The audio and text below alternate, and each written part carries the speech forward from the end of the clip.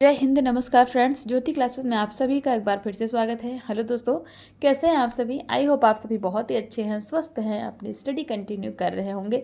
चलते हैं हमारी होम साइंस की क्लास की तरफ। जैसा कि आप सभी जानते हैं, हम कर रहे हैं हमारी होम साइंस की सीरीज, जिसमें फ्रेंड्स हम कर रहे हैं हमारा क्लास 6 से 12 तक की पढ़ाई, और ये बहुत ही अच्छे से हमारी कंटिन्यू चल रही है। और इसमें अभी तक हमने हमारा क्लास 6 से 8 कंप्लीट कर लिया है। हम अभी आ गए हमारे क्लास 9th में, यानी कि हम अभी कर रहे हैं हमारी क्लास 9th की स्टडी। और आप सभी से रिक्वेस्ट है, अगर अभी तक आपने हमारे क्लास 6 से 8 तक की जितनी भी हमने पढ़ाई की है, इनकी वीडियोस को नहीं देखा है, तो प्ले लिस्ट में जाके वहाँ से वीडियोस वॉच आउट करके अपने कॉन्सेप्ट को आप क्लियर कर सकते हैं। क्योंकि फ्रेंड्स, हर एक टॉपिक को बहुत ही डिटेल में कराया गया है, और डिटेल में कराए जाने का एक ही उद्देश्य है कि आप एक बार अच्छी तरह से होम साइंस पढ़ लीजिए, ताकि होम साइंस से रिलेटेड कोई भी डाउट आपके माइंड में ना रह जाए। इसीलिए हम इतने डिटेल में हर एक टॉपिक को कवर कर रहे हैं, हर एक पॉइंट टू पॉइंट चीज़ें हम पढ़ रहे हैं, एक भी पॉइंट को हम छोड़ नहीं रहे हैं। क्योंकि और ये मैं पूरी उम्मीद के साथ कह सकती हूँ कि अगर आप अच्छे से एक बार ये पूरी सीरीज़ देख लेते हैं ना फ्रेंड्स, तो आपको होम साइंस से रिलेटेड कोई भी डाउट आपके माइंड में नहीं रह जाएगा। चाहे वो आप किसी क्लास के लर्नर्स हो या फिर कोई कॉम्पिटिटिव एग्ज़ाम की तैयारी कर रहे हैं, सबके लिए ये सीरीज़ काफ़ी हेल्पफुल होने वाली है। तो प्लीज़ हमारे साथ बने रहने के लिए चैनल को सब्सक्राइब अवश्य कर लीजिए, ताकि आप भी हमारी इस सीरीज़ का हिस्सा बन सकें। और हाँ, बेल आइकन अवश्य प्रेस कीजिए, जिससे जब भी वीडियो अपलोड होती है आपके पास नोटिफिकेशन पहुँचे। और इन वीडियोस को दोस्तों ज़्यादा से ज़्यादा अपने दोस्तों के साथ भी शेयर कीजिए, ताकि वो भी हमारे इस सीरीज का हिस्सा बन सकें और डिटेल में हमारे साथ इसी तरह से पढ़ाई करके अपने हर एक कॉन्सेप्ट को क्लियर कर सकें। और अपनी राय भी हमें फ्रेंड्स कमेंट के माध्यम से अवश्य बताइए, क्योंकि आपकी हर एक राय हमारे लिए बहुत ही इंपॉर्टेंट होती है। चाहे वो कमेंट कीजिए, लाइक कीजिए, डिसलाइक कीजिए, जो भी आपको समझ में आता है, बट प्लीज़ रिस्पॉन्स अवश्य किया करिए। आप सभी से निवेदन है मेरा। तो चलते हैं हमारी आज की क्लास की तरफ। आज की क्लास में हम करने वाले हैं फ्रेंड्स क्लास 9 का कुपोषण से बचाव के उपाय आज की क्लास में हम पढ़ेंगे। बट इसको स्टार्ट करने से पहले हमने प्रीवियस क्लास में क्या पढ़ा था, एक बार फटाफट उसका रिवीजन ले लेते हैं। जैसा कि आप सभी जानते हैं कि हम कर रहे हैं क्लास 9th में हमारा चैप्टर 14 क्या, संतुलित आहार, यानी कि बैलेंस डाइट हम पढ़ रहे हैं। और उसमें अभी तक फ्रेंड्स हमने हमारे प्रीवियस क्लास के माध्यम से क्या देखा है, एक बार देख लेते हैं।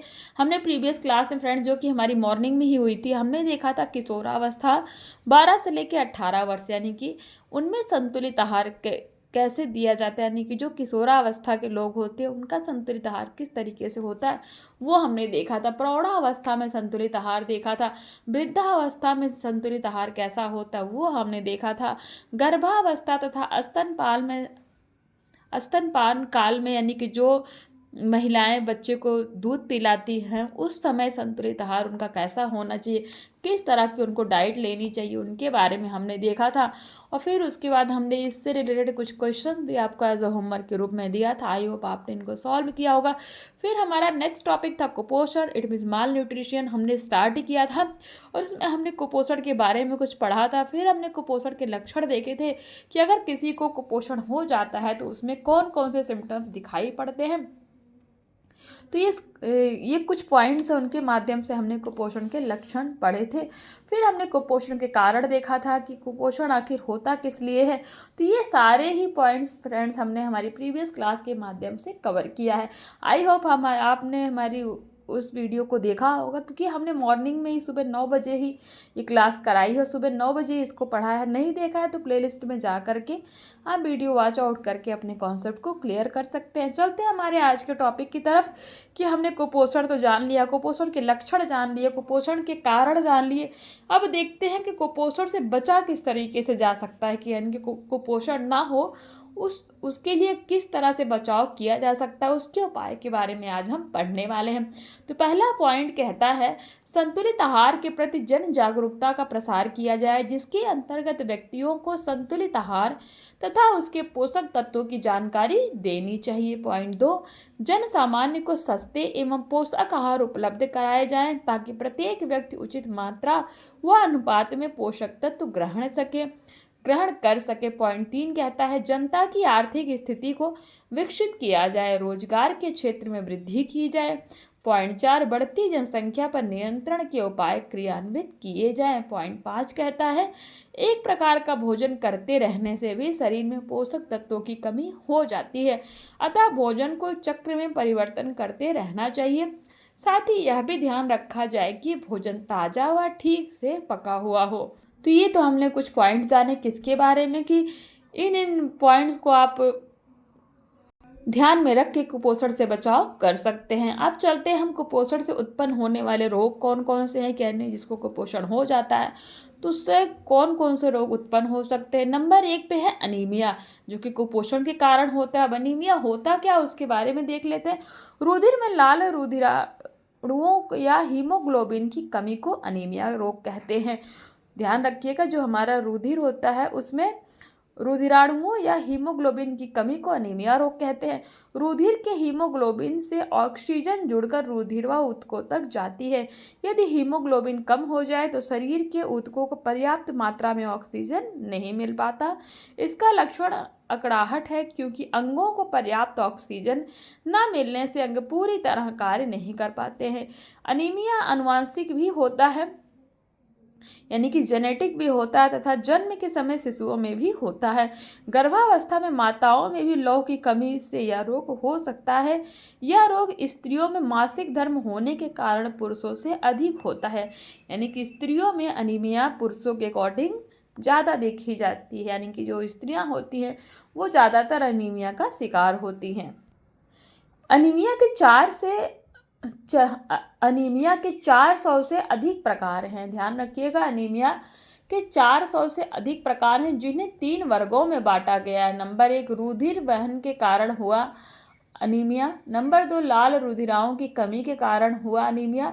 नंबर 3, लाल रुधिराओं के अपक्षय से हुआ अनीमिया। अब आ जाते हैं नंबर 2, मेरेस्मस। मेरेस्मस सामान्यतः 1 वर्ष से कम आयु के बच्चों को अधिक प्रभावित करता है। मेरेस्मस जो रोग होता है वो 1 वर्ष से कम आयु के जो बच्चे होते हैं वो इससे ज़्यादा प्रभावित होते हैं। इसका मुख्य कारण अल्प आयु में ही माँ के दूध के स्थान पर अल्प प्रोटीन और कम कैलोरी वाले भोजन को देना है। यह रोग एक प्रकार का प्रोटीन ऊर्जा को पोषण, it means protein energy mall nutrition PEM है। मेरेस्मस के प्रमुख लक्षण देखते हैं कि अगर जिस बच्चे को मेरेस्मस हो जाता है उसमें कौन कौन से लक्षण दिखाई पड़ते हैं। नंबर 1, शरीर की त्वचा ढीली होकर लटक जाती है। नंबर 2, त्वचा के नीचे के वसीय अस्तर के लुप्त होने के कारण पसलियां दिखाई देने लगती हैं। पॉइंट 3 कहता हाथ और पैर अत्यधिक पतले हो जाते हैं। पॉइंट 4, मानसिक और शारीरिक विकास मंद पड़ जाते हैं। पॉइंट 5 में बच्चों को प्रोटीन युक्त भोजन देकर विकार मुक्त किया जा सकता है। तो ये तो हमने किसके लक्षण देखे, मेरेस्मस के लक्षण देखे। और मेरेस्मस ज़्यादातर होता किसमें है, 1 वर्ष से कम आयु के बच्चों में ज़्यादातर ये रोग दिखाई देता है। नंबर 3 पे चलते हैं क्वाशियरकर। क्वाशियरकर प्रोटीन की अत्यधिक हीनता के कारण उत्पन्न होता है। ध्यान रखिए, अगर जो क्वाशियरकर जो रोग है वो प्रोटीन अगर बहुत ज़्यादा अधिक मात्रा में ले लिया जाए, या मतलब जो प्रोटीन है वो बहुत कम मात्रा में प्रोटीन लेना ही क्या होता है, क्वाशियरकर रोग हो जाता है। यह रोग 1 से 3 वर्ष के बच्चों को होता है। इस रोग के प्रमुख लक्षण निम्नलिखित है। नंबर 1, पेट बाहर की ओर निकल आता है। नंबर 2, चेहरे पर आंखें उभर आती रहती हैं। पॉइंट 3 में कहता है बच्चे को भोजन के प्रति अरुचि हो जाती है, यानी कि भूख नहीं लगती तथा बच्चे की वृद्धि रुक जाती है। पॉइंट 4, पैर लंबे पतले तथा मुड़े होते हैं। पॉइंट 5, बच्चे को प्रोटीन युक्त भोजन देकर इस रोग की रोकथाम की जा सकती है, यानी कि जिस बच्चे के अंदर प्रोटीन की बहुत कम मात्रा हो जाती है उसको ही क्वाशियरकर रोग हो जाता है। इसीलिए अगर इस रोग को ठीक करना है तो बच्चों को ज़्यादा से ज़्यादा प्रोटीन युक्त भोजन देकर इस रोग से उपचार किया जा सकता है। नंबर 4 पे चलते हैं, एनारेक्सिया नर्वोसा। इसके बारे में हमने पहले भी पढ़ा है, याद करिए अगर आपको याद आ रहा होगा तो। यह एक भोजन संबंधित विकार है। यानी कि डिजीज़ है। यह एक प्रकार की मानसिक बीमारी है। एनारोक्सिया क्या है? ये मानसिक बीमारी है जिसमें व्यक्ति मोटा होने से डरने लगता है, हमेशा पतला होने के बारे में सोचता रहता है और भोजन करना बंद कर देता है, जिसके फलस्वरूप उसका वजन कम होने लगता है एवं शरीर में अनेक समस्याएं उत्पन्न हो जाती हैं। इसके लक्षण लगातार शरीर का वजन कम होना, शरीर एवं चेहरे पर बारीक बालों का उगना, कुछ न खाना, उदास सुस्त रहना आदि। यानी कि सारे ही लक्षण जिनमें दिखाई दे उनको क्या हो जाता है? एनारोक्सिया नर्वोसा हो जाता है। उपचार: इस बीमारी से ग्रसित व्यक्ति को किसी योग्य चिकित्सक या मनोचिकित्सक को दिखाना चाहिए। नंबर 5 चलते हैं, अतिसार। इसके बारे में भी हमने पढ़ा है, आपका रिवीजन हो रहा होगा अगर आपने क्लास देखी है तो आप सभी को पता है ये सारे रोग हमने पहले भी पढ़ डाले हैं। यह भी एक भोजन संबंधित बीमारी है। इसमें व्यक्ति कम समय में ज़्यादा भोजन खा लेता है और वह वजन बढ़ने के डर से जबरन उल्टियाँ यानी कि वॉमिटिंग करने लगता है या फिर ज़्यादा शारीरिक व्यायाम करने लगता है। यह बीमारी पुरुषों की तुलना में महिलाओं में ज़्यादा होती है। लक्षण: जबरन उल्टी करने यानी कि उल्टी ना लगना फिर भी उल्टी करना, बार बार उल्टी करने से शरीर निर्जलीकरण यानी कि डिहाइड्रेटेड हो जाता है। उल्टी करने के दौरान शरीर से निकले अम्ल दांतों के संपर्क में आने पर उन्हें हानि पहुंचाते हैं, दांत टूट जाते हैं, शरीर की त्वचा पतली हो जाती है, थकान आदि। तो ये सारे ही क्या लक्षण दिखाई देते हैं किसको? जिसको अतिसार रोग हो जाता है। उपचार देखते हैं, इस बीमारी से ग्रसित व्यक्ति को किसी योग्य मनोचिकित्सक को दिखाना चाहिए। नंबर 6 चलते हैं, सूखा रोग के बारे में देखते हैं। सूखा रोग को और किस नाम से जानते हैं? तो रिकेट्स के नाम से जानते हैं। यह हड्डियों का रोग है जो प्रायः बच्चों में होता है। बच्चों में हड्डियों की नरमाई या कमजोर होने को सूखा रोग कहते हैं। परिणाम स्वरूप अस्थि विकार होकर पैरों का टेढ़ापन और मेरुदंड में असामान्य मोड़ आ जाते हैं। इसी प्रकार की विकृति को बड़ों में क्या कहा जाता है? ऑस्टियोमेलेसिया कहा जाता है। ध्यान रखिएगा, बच्चों में ये हो जाता है तो इसको रिकेट्स कहते हैं और जब ये बड़ों में होता है तो इसको क्या कहते हैं? ऑस्टियोमेलेसिया कहते हैं। अब चलते इसके लक्षण देख लेते हैं किसके? रिकेट्स के। नंबर 1, पैरों का टेढ़ा होना, मेरुदंड का असामान्य टेढ़ा होना, पेड़ों और असामान्य और छाती की हड्डियों का बाहर आना होता है। यानी कि पेड़ों की असामान्यता और छाती की हड्डियां बाहर आ जाती हैं। पॉइंट 2, सूखा रोग में बच्चों की हड्डी टूटने का भय रहता है। पॉइंट 3, इनमें दांतों की रचना में विकृत, दांतों में कैविटी होना, दंत बल की कमी और दांतों में देर से विकास होना सम्मिलित है। पॉइंट 4, धीमा या मध्यम दर्द, यह मेरुदंड, कूल्हे और पैरों में दर्द होता है। पॉइंट 5 है, पेशीय शक्ति की कमी के कारण गति में बाधा होती है। पॉइंट 7 पे चलते यानी कि जो दूसरा है हमारा स्कर्वी देख लेते हैं। स्कर्वी विटामिन सी की कमी के कारण होने वाला एक रोग होता है। यह विटामिन मानव में कोलेजन के निर्माण के लिए आवश्यक होता है। यानी कि जो शरीर में कोलेजन पाया जाता है उसके निर्माण के लिए विटामिन सी आवश्यक होता है। इसमें शरीर खासकर जांघ और पैर में चकत्ते पड़ जाते हैं। रोग बढ़ने पर मसूड़े सूज जाते हैं और फिर दांत गिरने लगते हैं। कौन से रोग के लक्षण है ये? स्कर्वी के। विटामिन सी का रासायनिक नाम एस्कार्बिक अम्ल है। ध्यान दीजिएगा, इट्स मोस्ट इंपॉर्टेंट, आप इसको पॉइंट करके लिख सकते हैं। जो विटामिन सी का रासायनिक नाम है क्या है फ्रेंड्स? वो है एस्कार्बिक अम्ल है विटामिन सी का रासायनिक नाम। स्कर्वी के लैटिन भाषा के नाम स्कारबियट। ध्यान दीजिएगा, स्कर्वी का जो लैटिन भाषा का नाम है क्या है? वो स्कारबिट्स। में ये रोग न होने की स्थिति के लिए विलोम रूप में अंग्रेजी का अक्षर ए उपसर्ग लगा दिया जाता है जिससे एस्कार्बिक एसिड मिलता है। मसूड़ों में सूजन, दांत गिरना व रोगी का चेहरा पीला पड़ जाना इसके खास लक्षण हैं। ध्यान दीजिएगा, स्कर्वी के मुख्य लक्षण में क्या आते हैं? मसूड़ों में सूजन हो जाती है, दांत गिरने लगते हैं, रोगी का चेहरा पीला पड़ जाता है। दूसरा चलते हैं जो रोग है हमारा रतौंधी। ये जितने भी रोग आप देख रहे हैं ना, हमने हमारी 6 से लेके 8 तक जितने भी हमने पढ़ाई की उनमें सबके रोग को भी हमने एक बार पढ़ा हुआ है। तो आपको याद होगा अगर आप हमारे साथ जो है कंटिन्यू जुड़े हैं तो हमने ये सारे रोग हमने पढ़े हैं। पॉइंट 8 में रतौंधी देख लेते हैं। रतौंधी आंखों की एक बीमारी है। इस रोग के रोगी को दिन में तो अच्छी तरह दिखाई देता है लेकिन रात के वक्त यह नज़दीक की चीज़ें भी ठीक से नहीं देख पाता। रोगी की आंखों की जांच के दौरान पता चलता है कि आंखों का कार्निया यानी कि किनिका सूख सा गया है और आई बॉल नेत्र गोलक धुंधला व मटमैला सा दिखाई देता है। उपतारा आधृष्य महीन छिद्रों से युक्त दिखता है तथा कार्निया के पीछे तिकोनी सी आकृति नजर आती है। आंखों से सफेद रंग का स्राव होता है।